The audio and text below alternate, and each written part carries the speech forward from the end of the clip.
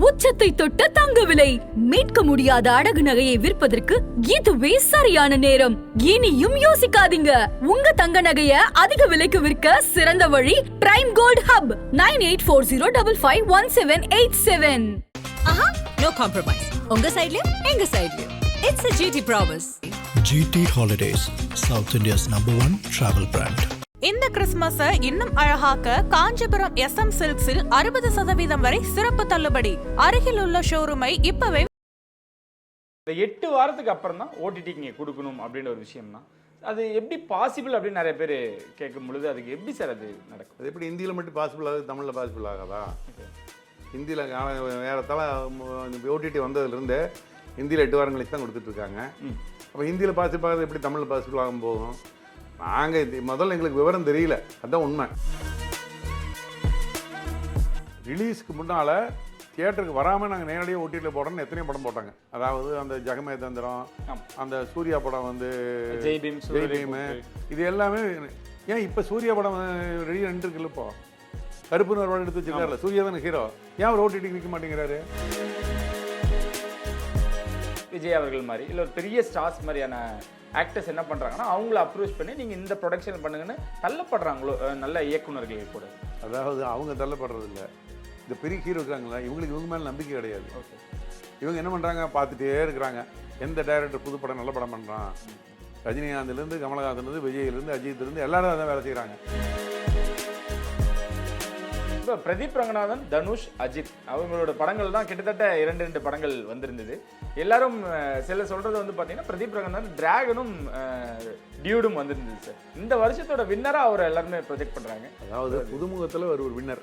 Okay, அவர் புதுமுகம் தான் ஆக்சுவலாக 3 படம் தான் பண்ணியிருக்காரு. அவர் என்ன புதுமுகம், பழைய முகம் கிடையாது, அவர் புதுமுகத்தில் வின்னர். ஆனால் அதே சமயத்தில் அவரை விட பெரிய ஆர்டிஸ்ட்லாம் இவங்க முன்னாடி இருக்கிறாங்க. இப்போ வந்து சிம்புவெல்லாம் படம் பண்ணல இந்த வருஷம். 2026 ஆரம்பமே வந்து 2 பெரிய படங்கள், பராசக்தி, 3 படம் சொல்லலாம். ஏன்னா கருப்பா அவங்க வந்து ஜனவரியில் ரிலீஸ் பண்ணுறது ரெடி பண்ணிட்டு இருக்காங்க. இந்த படங்கள் வந்து ஜனநாயகனை வந்து ஒதுக்க போகுது, இவங்க வந்து ஸ்க்ரீனிங் அதிகமாக கொடுக்க போகிறாங்க, இப்படி தான் நடக்க போகுது அப்படின்ட்டு. விஜய் படம், அஜித் படம் ரெண்டுமே ஒரே நாளில் ரிலீஸ் ஆனால் நீங்கள் பார்த்துருப்பீங்க. ஆமாம், பொங்கலுக்கு 2க்குமே தியேட்டர் கிடச்சிது, 2மே நல்லபடியாக ஓடி இருக்கு. அப்படி இருக்கும்போது ஏன் விஜய் படமும் சிவகார்த்திகேயன் படமும் ஒன்றா வந்தால் வரக்கூடாதுன்னு நினைக்கிறாங்க எல்லாரும்? என்னமோ அது போட்டிக்கு பண்ணுறாங்க ரெட் ஜாயிண்ட்டு.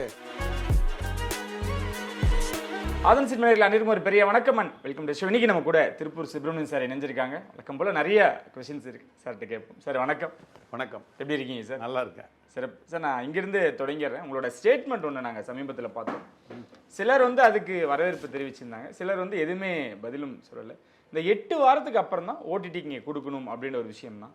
அது எப்படி பாசிபிள் அப்படின்னு நிறைய பேர் கேட்கும் பொழுது அதுக்கு எப்படி சார் அது நடக்கும்? அது எப்படி இந்தியில் மட்டும் பாசிபிள் ஆகுது, தமிழில் பாசிபிள் ஆகாதா? ஓகே, ஹிந்தியில் வேறத்தால ஓடிடி வந்ததுலேருந்து ஹிந்தியில் 8 வாரம் கழிச்சு தான் கொடுத்துட்ருக்காங்க. அப்போ ஹிந்தியில் பாசிபிள் ஆகுது எப்படி தமிழில் பாசிபிள் ஆகும் போகும்? நாங்கள் முதல்ல எங்களுக்கு விவரம் தெரியல, அதுதான் உண்மை. நம்ம வந்து ஓடிடிஸை நாங்கள் ஒரு பெரிய போட்டியாளராக நாங்கள் நினைக்கல. ஆனால் அதனுடைய தாக்கம் எப்படிங்கிறது எங்களுக்கு வந்து தியேட்டரில் ஃபுட்பால் குறைக்கும் போது எங்களுக்கு தெரியுது இவ்வளோ மோசமாக இருக்குது அப்படின்னு சொல்லி. அது கூட இப்போ 8 வாரம் இல்லை, இப்போ 100 நாள் கேட்டிருக்கோம். ஓகே, ஆமாம். என்னென்னா நாங்கள் தியேட்டர் ஓனர்ஸ், டிஸ்ட்ரிபியூட்டர் 2 பேரும் ஜாயின்ட் மீட்டிங்கில் எல்லாருமே வலியுறுத்தினது இல்லை சார், 8 வாரம் கூட பத்தாது, 100 நாள் இருந்தால் தான் நம்மளால் முடியும் அப்படின்னு சொல்லியிருக்காங்க. 100 நாள் தான் இப்போ நம்ம கேட்டிருக்கோம். ஜனவரி 1ஆம் பூஜை படுற படங்களுக்கு 100 நாள் கழிச்சு கொடுங்க அப்படின்னு சொல்லி அவங்ககிட்ட ரிக்வஸ்ட் கேட்டிருக்கோம். நான் என்னங்கிறேன்னா, சினிமாங்கிறதே வந்து இருந்துட்டு ஆரம்ப காலத்துலேருந்து சினிமா தியேட்டரில் மட்டும்தான் இருந்துட்டு இருந்தது.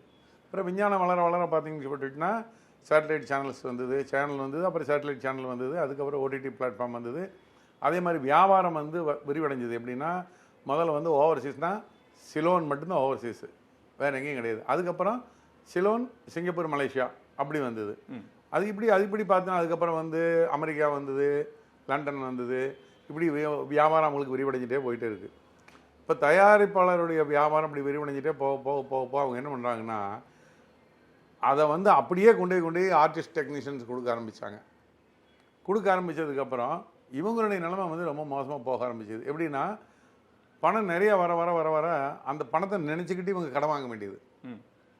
இப்போ முதல்லலாம் நாங்கள்லாம் வந்து 79, 80, 90லாம் பார்த்தீங்கன்னா ஒரு படம் பட்ஜெட்னா ஒரு நியாயமான பட்ஜெட் இருக்குது. சின்ன பட்ஜெட்டில் படங்கள் வரும். அன்னைக்கு அமௌண்ட்டோடைய வேல்யூ கம்மியாக இருந்தது. Okay. இது வியாபாரம் விரியடைய இவங்க என்ன பண்ணாங்கன்னா கோடிகளில் சம்பளம் கொடுக்க ஆரம்பிச்சாங்க. கோடிகளில் சம்பளம் முதல் நாளே யாரும் கொண்டு இவங்ககிட்ட பணம் கொடுக்குறது கிடையாது. ஆனால் இவங்க முதல் நாளே இவங்க ஹீரோவுக்கு பணம் கொடுக்கணும். இப்படியெல்லாம் வந்ததுக்கப்புறம் என்னன்னா தயாரிப்பாளர்கள் வந்து கொஞ்சம் கொஞ்சமாக குறைஞ்சி போய் இன்றைக்கி தயாரிப்பாளர்கள் இல்லைங்கிற ஒரு சூழ்நிலை ஆகிப்போச்சு. இண்டஸ்ட்ரிகளுக்கு எல்லாத்துக்குமே தெரியும், தமிழ் சினிமா இண்டஸ்ட்ரிக்கு எல்லாத்துக்குமே தயாரிப்பாளர்னா முதல்ல வந்து பார்த்தீங்கன்னா 50 தயாரிப்பாளர் 70 தயாரிப்பாளர் இருந்துட்டு இருப்பாங்க. அதே மாதிரி புதுமுகங்கள் நடித்த படம் ஒரு ரோக்கம் போயிட்டு இருக்கும். இன்றைக்கி புதுமுகங்கள் நடித்த படத்தை சீந்தறதுக்கு ஆள் கிடையாது. அப்படி ஆகிப்போச்சு. அதாவது ஒரு விமர்சனம் எழுதுறவங்க கூட புதுமுகங்கள் நடித்த படத்துக்கு விமர்சனம் எழுதுறது கிடையாது. அந்த மாதிரி ஆகிப்போச்சு. அப்போ என்ன ஆகுது, இந்த நோன் ஆர்டிஸ்ட் 10 பேர்த்து வச்சு தான் படம் பண்ண வேண்டியது இருக்குது.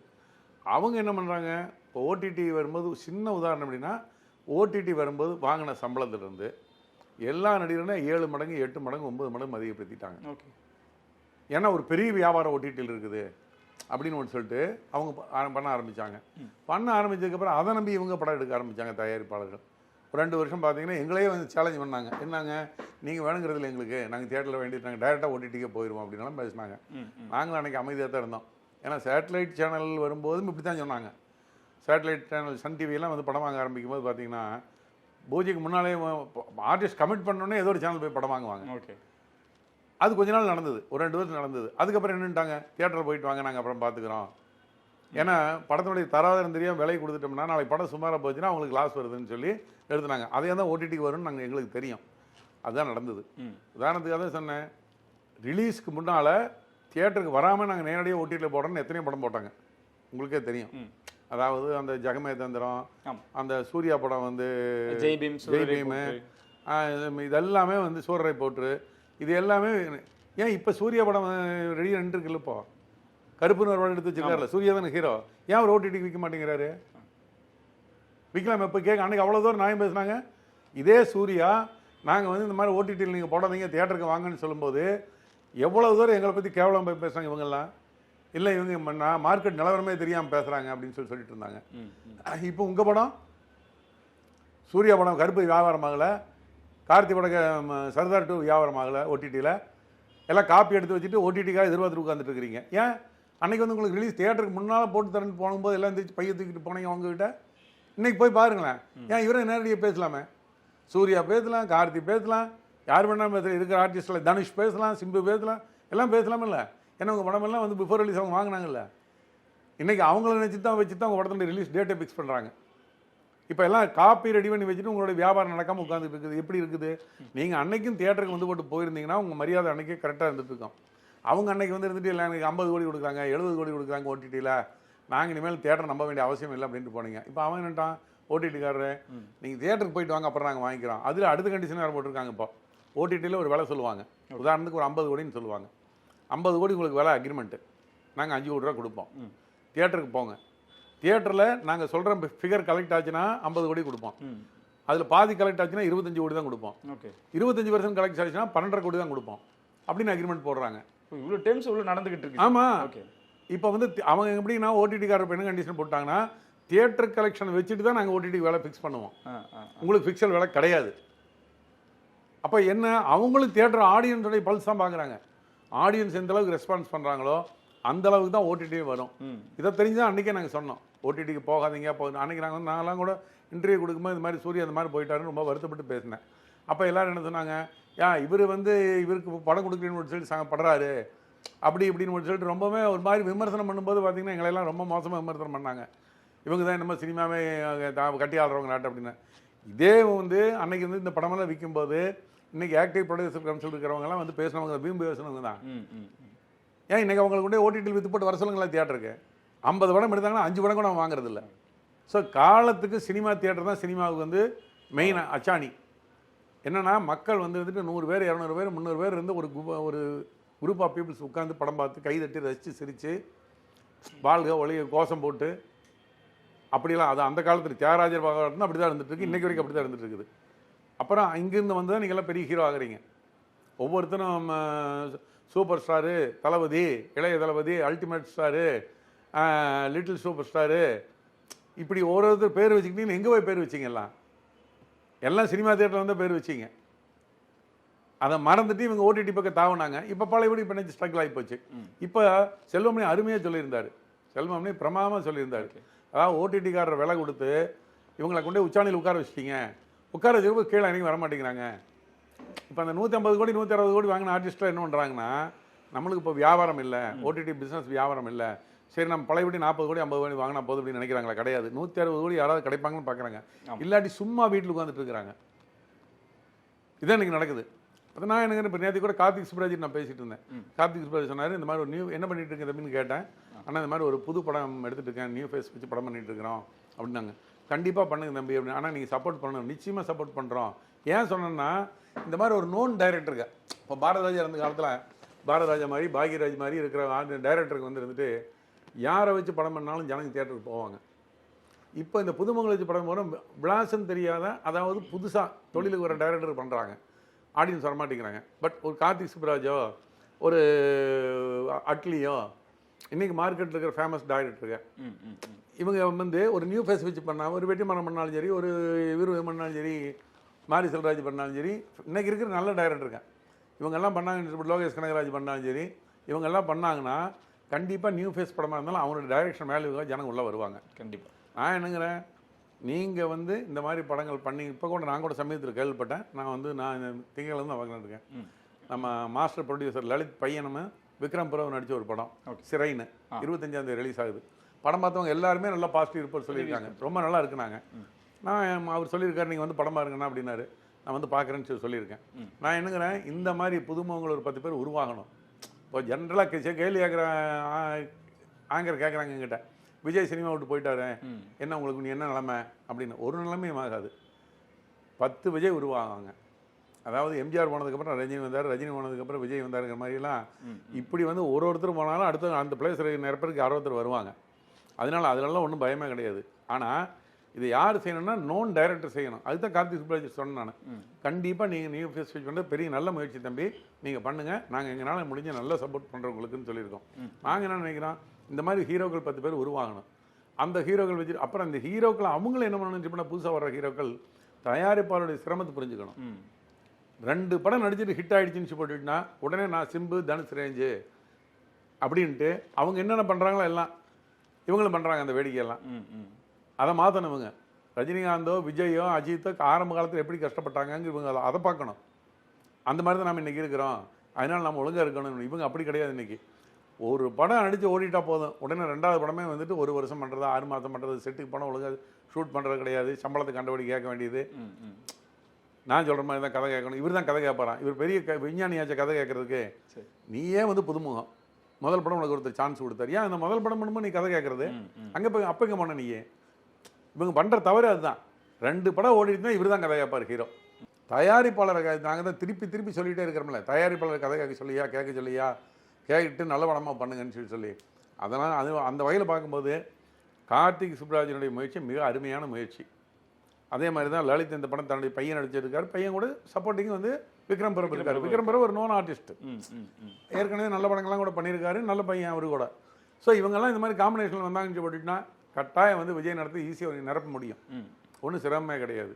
அதனால் இந்த 2026 இது ஒரு வழிகாட்டியாக இருக்குன்னு நான் நம்புறேன். நான் இன்னும் சொல்லப்போனால் நான் வந்து இந்த மாதிரி சிறை மாதிரி படம், கார்த்திக் சுப்ராஜ் எடுக்கிற படம், இதெல்லாம் பெரிய ஹிட் ஆகும்னு நான் நினைக்கிறேன். ஓகே சார், அதான் தள்ளப்படுறாங்களோ சார் இயக்குநர்கள்? ஏன்னா இப்போ நம்ம மாரி செல்வராஜே எடுத்துட்டோம், முதல் படம் பரியரும் பெருமாள்னு ஒரு படம் கதிரை வச்சு கொடுத்தாரு, எல்லாரும் பேசும் வகையில் அமைஞ்சிருந்தது. மாநகரம் லோகேஷ் பண்ணும் பொழுது பெரிய ஆர்டிஸ்ட் யாருமே இல்லை. இவங்க எல்லாமே ஒரு படம் 2 படங்களை ஹிட்டு கொடுத்ததுக்கப்புறம் இப்போ விஜய் அவர்கள் மாதிரி இல்லை ஒரு பெரிய ஸ்டார்ஸ் மாதிரியான ஆக்டர்ஸ் என்ன பண்ணுறாங்கன்னா அவங்கள அப்ரோச் பண்ணி நீங்கள் இந்த ப்ரொடக்ஷன் பண்ணுங்கன்னு தள்ளப்படுறாங்களோ நல்ல இயக்குநர்கள் கூட? அதாவது அவங்க தள்ளப்படுறது இல்லை, இந்த பெரிய ஹீரோ இருக்கிறாங்களா இவங்களுக்கு இவங்க மேலே நம்பிக்கை கிடையாது. ஓகே, இவங்க என்ன பண்ணுறாங்க, பார்த்துட்டே இருக்கிறாங்க எந்த டைரக்டர் புது படம் நல்ல படம் பண்ணுறான். ரஜினிகாந்த்லேருந்து கமலஹாசன்லேருந்து விஜயிலேருந்து அஜித்லேருந்து எல்லாரும் அதான் வேலை செய்கிறாங்க. இவங்க டைரக்டர் உருவாக்க மாட்டாங்க. நீங்கள் அவங்க படம் அவங்க யார் எந்த புது டைரக்டர் போட்டு பண்ணியிருக்காங்க பாருங்கள். இந்த 10 வருஷத்தில் நான் சொல்கிறேன், இந்த டாப் 10 இருக்கிற 10 ஆர்டிஸ்ட்டும் எந்த புது டைரக்டர் படத்தை நடிச்சிருக்காங்க? இல்லை, நடிக்கலை. அந்த டைரக்டர் அவரை ப்ரூவ் பண்ணணுன்னே இவங்க அவங்க போய் பிராக்கெட் போட வேண்டியது. ஒரு லோகேஷ் கனகராஜ் மாநகரம் பண்ணும்போது பண்ணாங்களா? இல்லை. லோகராஜ் 2 படம் மாநகரம் கைதி ஓடின உடனே எல்லா பெரிய இவங்களுக்கு மேலே இவங்க மேலே நம்பிக்கை கிடையாது. பெரிய ஆர்டிஸ்ட்டுகள் இவங்க மேலே நம்பிக்கை கிடையாது. இவங்க என்ன பண்ணுறாங்க, யார் டைரக்டரு, யார் பெரிய ஹிட்டு கொடுத்துருக்கா அப்படின்னு பார்த்துட்டு உடனே அந்த டைரக்டர் வரைச்சு கதை சொல்லு, அடுத்த மீனால தான் இவங்க ஒழிஞ்சுக்கிறாங்க. இவங்க என்ன பண்ணணும், நாங்கள் உருவாக்குற புது டைரக்டர்னு இவங்க உருவாக்கணும். ஏன்னா உனக்கு பேர் இருக்குது ஏற்கனவே. இந்த 10 பேருக்கு உங்களுக்கு பேர் இருக்குது. உங்கள் பேரை சொன்னால் ஆள் உள்ளே வருவான். நீங்கள் புது டைரக்டர் போடுங்க, போட மாட்டாங்க. ஏன்னா இவங்க மேலே இவங்க நம்பிக்கை கிடையாது. இவங்க என்ன பண்ணுவாங்க, அந்த டைரக்டர் பின்னால் ஒழிஞ்சிக்க வேண்டியது. அப்புறம் அந்த டைரக்டரையும் வந்து முழுமையாக அவருடைய டேஸ்ட்டு படம் பண்ணுறதுக்கு விடுறது கிடையாது. டைரக்டர் கதை கேட்பாங்க ஒழிய 1008 ஐடியா சொல்லுவாங்க இவங்க. அவன் என்ன நினச்சிட்டு இருக்கானோ அது ப்ரெசென்ட் பண்ண முடியாது. இதெல்லாம் மாறணும். மாறுறதுக்கு தான் எப்படியும் ஒரு வழி இந்த மாதிரி தான்.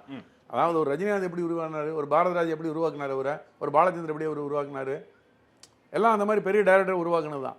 அந்த மாதிரி வந்து இருந்துக்கிட்டு ஆர்டிஸ்ட்டுகளை உருவாக்குறாங்க இந்த வருஷம். அது 2026 சிறப்பாக இருக்குன்னு நான் நம்புறேன். நான் மக்களும் அதே மாதிரி தான்.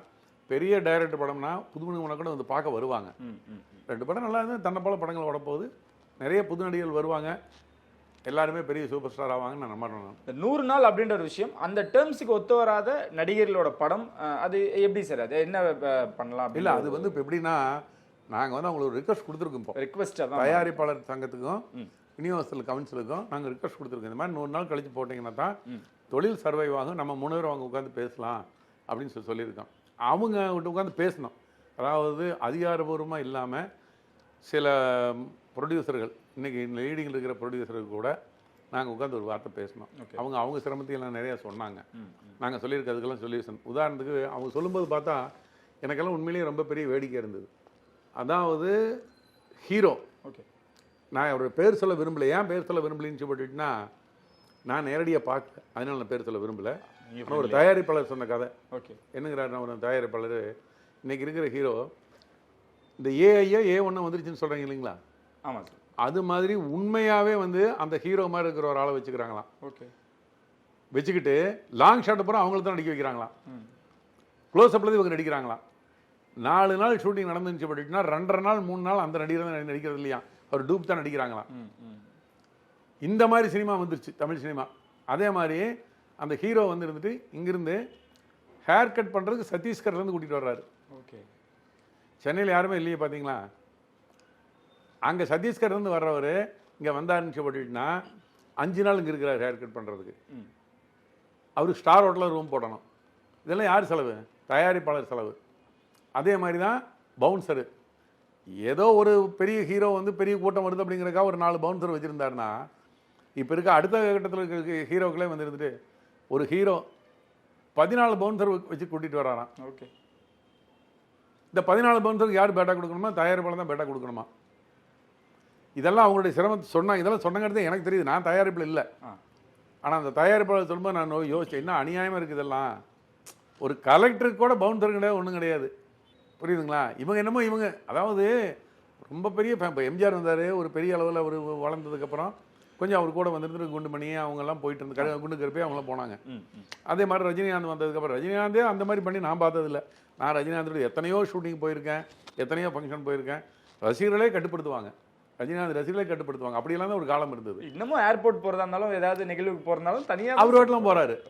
ஆனால் அவருக்கு அதில் அவர் ஒரு 25% கூட இல்லாத ஆளுகளுக்கு 10 பவுன்சர். ஓகே, பவுன்சர் கூட ஒரு போவார் வருவார் எங்கே போனாலும்.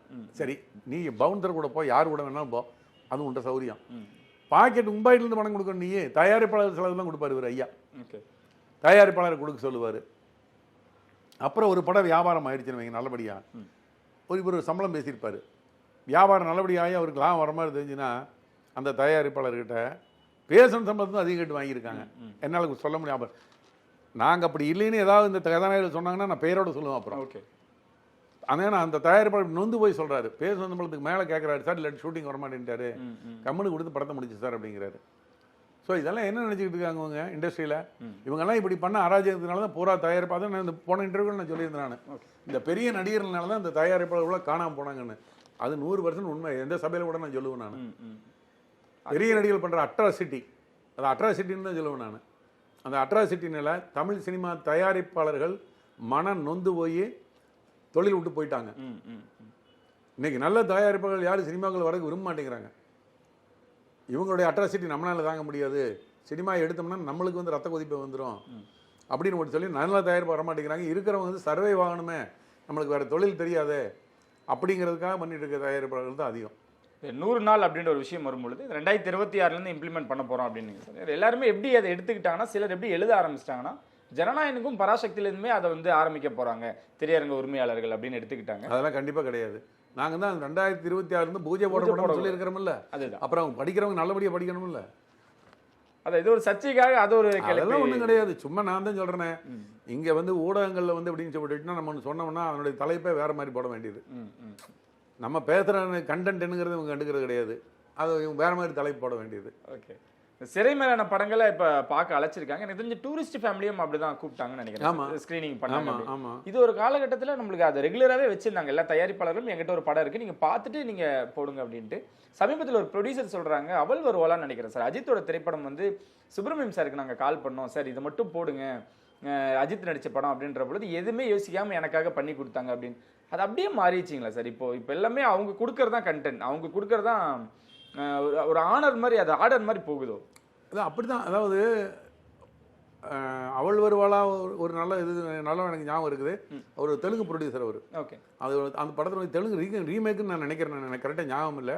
நான் தான் கோயம்புத்தூர் வாங்கியிருந்தேன். பெரிய அளவில் அந்த படம் பே பண்ணிச்சு. ஓகே. பண்ணிச்சு.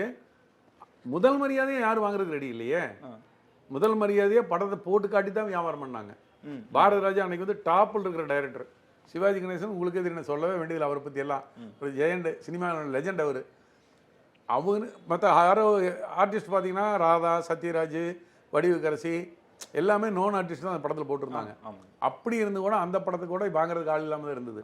ப்ரொஜெக்ஷன் போட்டு தான் விற்றாங்க. அது ஒரு காலம் அன்னைக்கு.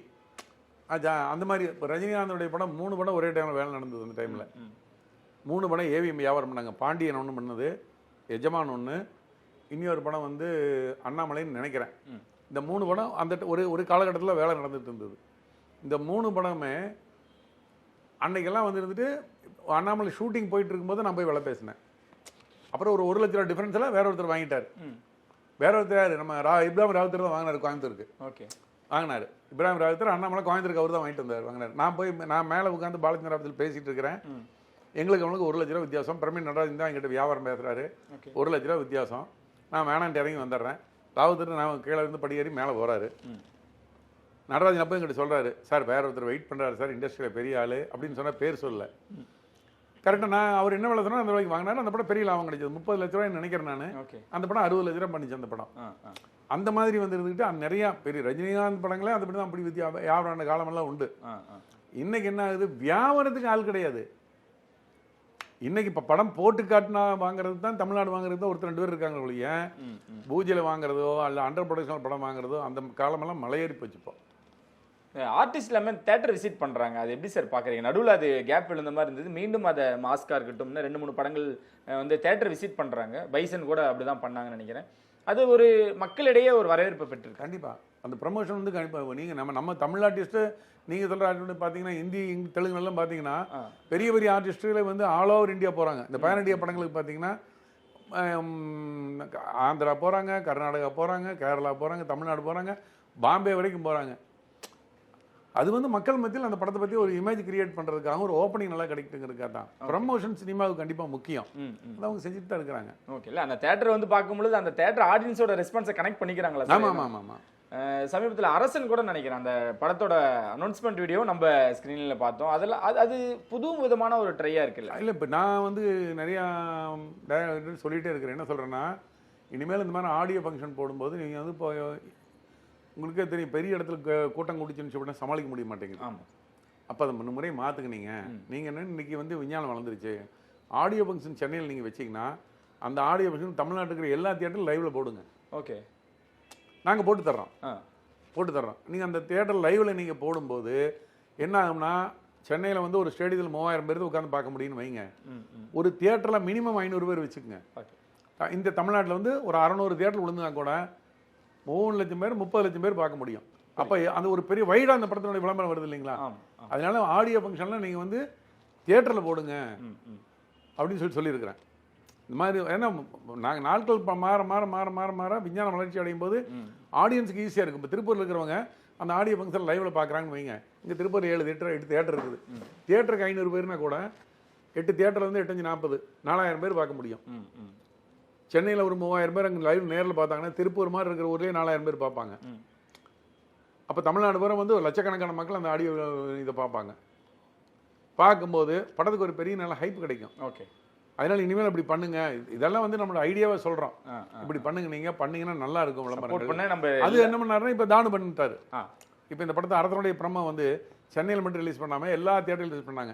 இன்னும் சொல்ல போனால் நாங்கள் என்ன பண்ணோம்னா ஃப்ரீன்னு போட வேண்டாம், ஃப்ரீன்னு போட்டோம்னா தேவையில்லாத ஆளுகள் வருவாங்கன்னு அதுக்கு ஒரு சின்ன கட்டணம் வச்சோம், 15 ரூபா.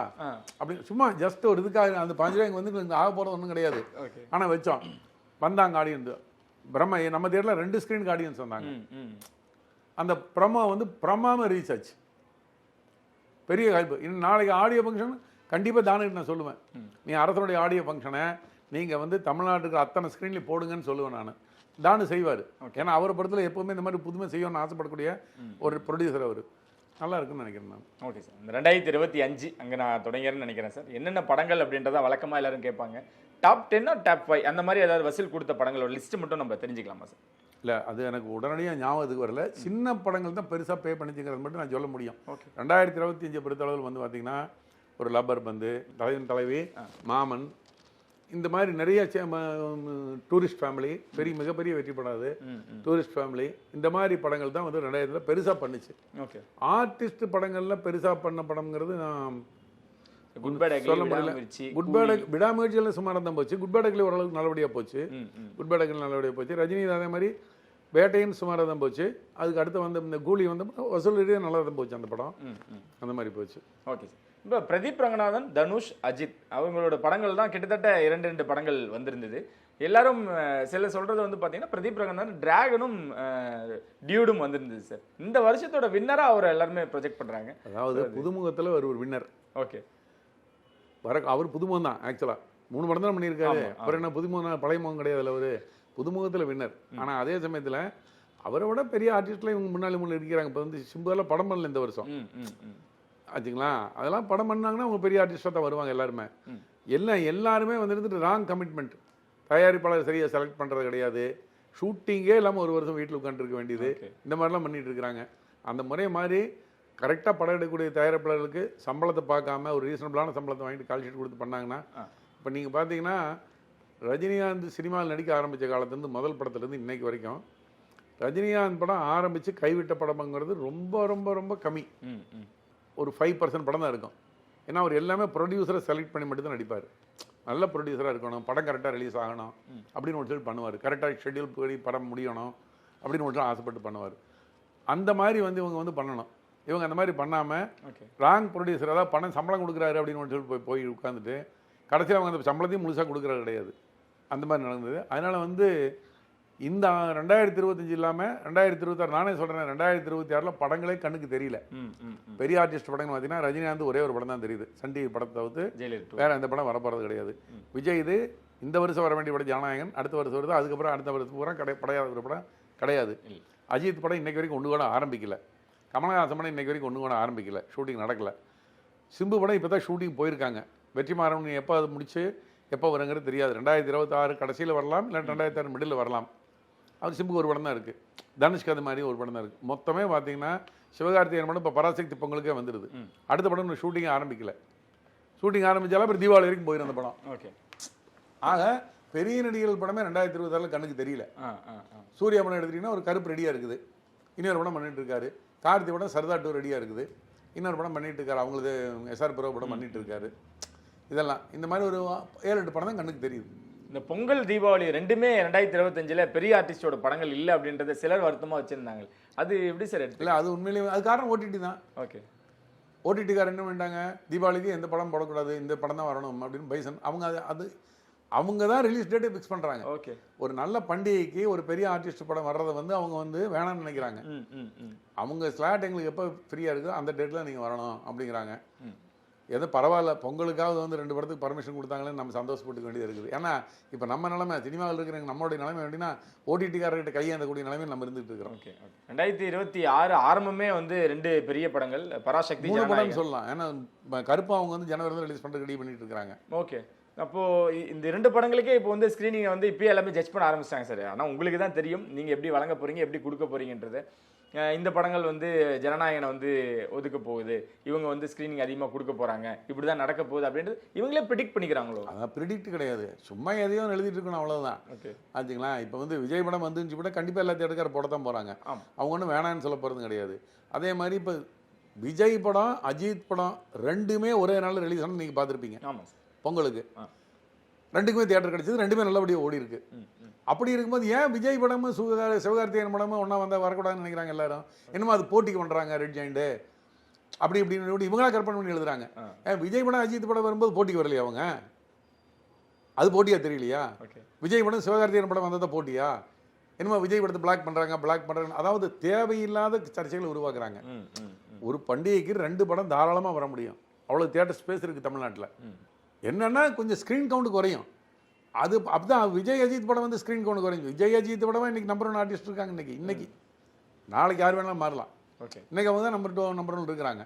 அப்போ அந்த படம் வர்றப்ப 2 படங்கள் வந்தது. தனுஷ் படம் வந்தது, விஸ்வாசம், பேட்டை விஸ்வாசம் வந்து பேட்டை ஸ்பேஸ் இருந்தது அன்னைக்கு. ஆமாம் சார், அந்த மாதிரி தான். அதான் சார், அதுதான் எல்லாருமே வரும்போது ஒரு அஜித்தோட ரஜினி படங்கள் வரும்பொழுதும் சரி, அஜித் விஜய் படங்கள் வரும்பொழுதும் சரி, அப்படி இல்லாத விமர்சனம் சிவகார்த்திகேயன் மேல வாங்கின துப்பாக்கி திருப்பி பிடிச்சிட்டாரு, சிவகார்த்திகேயன் தான் இந்த டேட்டை புஷ் பண்றாரு, அதெல்லாம் ஒண்ணு. அவர் என்ன பண்ணுவாரு, படம் அவங்க ஏற்கனவே முடிஞ்சு ஒரு நல்ல தேதி ரிலீஸ் பண்ணது தயாரிப்பாளர் நினைப்பாங்க.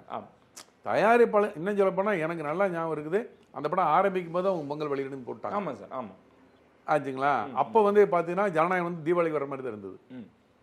அந்த காலகட்டத்தில் ஜனநாயகன் தீபாவளிக்கு வர மாதிரி தான் இருந்தது. அவங்க பொங்கல் அன்னைக்கு டேட் ஃபிக்ஸ் பண்ணியிருந்தாங்க. இவங்க ஜனநாயகன் வந்து ஓடிடினால தான் தள்ளி பொங்கலுக்கு போனாங்க. ஓகே, ஸோ அதனால இந்த சிவகார்த்திகேயன் மேலே வந்த சர்ச்சை விமர்சனமும் அது தேவையில்லாத ஒரு வேண்டாத வேலை தான். அதான் சொன்னேன், ரஜினிகாந்த் விஜய் வரலாம், அஜித் வரலாம், ரஜினிகாந்த் விஜய் அஜித் வரலாம், ஆனால் விஜய் சிவகார்த்திகேயன் வரக்கூடாது. ஓகே, அப்படின்னு எந்த நியாயம் இது? ஏன்னா சார், இந்த வளர்ந்து வர ஹீரோஸ் இவர் வளர்ந்துட்டாரு, ஆனா இப்போ விடாமுயற்சி வரும்பொழுது பிரதீப் ரங்கநாதன் படம் தள்ளி போச்சு. இந்த மாதிரி 2-3 இன்சிடென்ட் வரும்பொழுது சில படங்கள் தள்ளி போகுது. அந்த மாதிரி விஜயோட கடைசி படம் சிவகார்த்திகேயன் தள்ளி போலாம்ல, அவர் தான் ப்ரொடியூசர்ட்டு சொல்லி இந்த டேட்டை ஃபோர்ஸ் பண்ணியிருக்காரு. ப்ரொடியூசருக்கும் அதாவது விஜய் சிவகார்த்திகேயனுக்கும் அந்த படத்தோட தேதிக்கு எந்த விதமான சம்பந்தம் கிடையாது. படம் எடுத்து ப்ரொடியூசர், டேட்டி ஃபிக்ஸ் பண்ண ப்ரொடியூசர். சிவகார்த்திகேயன் ஏதாவது ஆலோசனை சொல்லலாம், அவர் சொன்னாலுமே பணம் போட்டவங்க தான் முடிவெடுப்பாங்க. அதே மாதிரி அவங்க ஓடிடி வித்திருப்பாங்க, ஓடிடிக்காரர் சொல்லியிருப்பாரு பொங்கலுக்கு நீங்க வரணும்னு சொல்லியிருப்பாரு. அவர் என்ன பண்ண முடியும், அவரு நல்ல விலைக்கு வித்திருப்பாங்க, அவங்க பொங்கலுக்கு டேட் ப்ரிப்பேர் பண்ணியிருப்பாங்க. கண்டிப்பாக இவங்க அந்த படத்துக்கு போட்டியா வரணுங்கிற எண்ணம் கொஞ்சம் கூட கிடையாதுங்கிறது என்னுடைய கருத்து, எனக்கு தெரிஞ்ச அளவுக்கு. இட்லி கடை படம் ரிலீஸ் ஆனதுக்கு அப்புறம் சமூகத்தில் ஒருத்தர் எழுதுறாரு சார், இந்த மாதிரி இந்த படம் ரெட் ஜெயிண்ட் வந்து உள்ளே இறங்கினால சில தரப்பினர் வந்து இந்த படத்தை பார்க்க போகலை அப்படின்னு ஒரு விஷயம் வச்சுருக்காங்க. அதுதான் பராசக்தியும் நடக்க போகுது பாருங்க அப்படின்னு சொல்லியிருக்காங்க. சார் இது எப்படி சார் எடுத்துக்கிறது? அதுதான் அது நடக்க வாய்ப்புகள் இருக்கு. ஏன்னா ஃபேமிலி ஆடியன்ஸ் பிடிச்சிட்டாங்கன்னா அவங்களுக்கு எப்படியாவது படமாக இருந்தாலும் கொண்டாடிடுவாங்க. அது ஒரு தரப்பினர் நடத்தக்கூடிய செயலை. இட்லி கடை வந்து ரெட் ஜெயின் வாங்கின முதல் படமா? இல்லை சார், இல்லை. ரெட் ஜெயின் வாங்கின விக்ரம் ரெட் ஜெயின் தான் பண்ணாங்க. விக்ரம் டு ரெட் ஜெயின் தான் பண்ணாங்க. பொன்னியின் செல்வன் ரெட் ஜெயின் தான் பண்ணாங்க. அப்போ ஏன் வந்தாங்க அந்த படத்துக்கள் எல்லாரும்? ரெட் ஜெயின்ட்னால யாரும் வராமலாம் இருக்கவே மாட்டாங்க. இந்த பேனரில் வருது, அந்த பேனரில் வருது, அதனால நாங்கள் படம் பார்க்க மாட்டோம் அப்படி இப்போ கூட சில பேர் சொல்கிறாங்க. இந்த மாதிரி இந்த பொங்கலுக்கு விஜய் படத்தை வந்து அடிக்கணுங்கிறக்கா ரெட் ஜெயின் இந்த படத்தை பண்ணுறாங்க. அதெல்லாம் ஒன்றும் கிடையாது. ரெட் ஜெயின் அந்த படத்தினுடைய ப்ரொடியூசரை வேறு ஆச்சுங்களா? அப்புறம் அவங்க ரிலீஸ் டைம்லேயே படம் ஆரம்பிக்கிற டைம்லேயே பொங்கல் வெளியின்னு போட்டு ரிலீஸ் பண்ணாங்க. ரெட் ஜெயிண்ட்டுங்கிறதுக்கும் சினிமா பார்க்குற ஆடியன்ஸுக்கு சம்மந்தமே கிடையாது. சினிமா பார்க்குற ஆடியன்ஸுக்கு நல்ல படம், மோசமான படம், ஓகே அவ்வளோதான். ரெட் ஜெயிண்ட் படம் நல்லா இருந்தாலும் வருவாங்க தியேட்டருக்கு. ரெட் ஜெயிண்ட் படம் சுமாராக இருந்தால் ரெட் ஜெயிண்ட் படம் இருந்தாலும் யாரும் பார்க்க மாட்டாங்க. ரீரிலீஸ் பற்றி உங்கள் ஒப்பீனியன் என்ன சார்? தொடர்ந்து அது படங்கள் ரீரிலீஸ் எல்லா ரிலீஸும் ஓடுறது இல்லையா? ரீரிலீஸே வந்து பார்த்தீங்கன்னா கில்லி சூப்பர் டூப்பர் ஹிட் ஆச்சு. ஓகே, ஏன் அதே குஷி ஓடலையே, பகவதி ஓடலையே? அந்த மாதிரி தான் இப்போ ரஜினி சார் படமே எடுத்துட்டிங்கன்னா அண்ணாமலை ரிலீஸ் பண்ணாங்க, பெருசாக போகல அந்த படம். இப்போ படையப்பா ரிலீஸ் பண்ணியிருக்காங்க, சூப்பராக போயிட்டு இருக்குது. இப்போ அண்ணாமலையும் பெரிய சூப்பர் ஹிட் படம் தான்.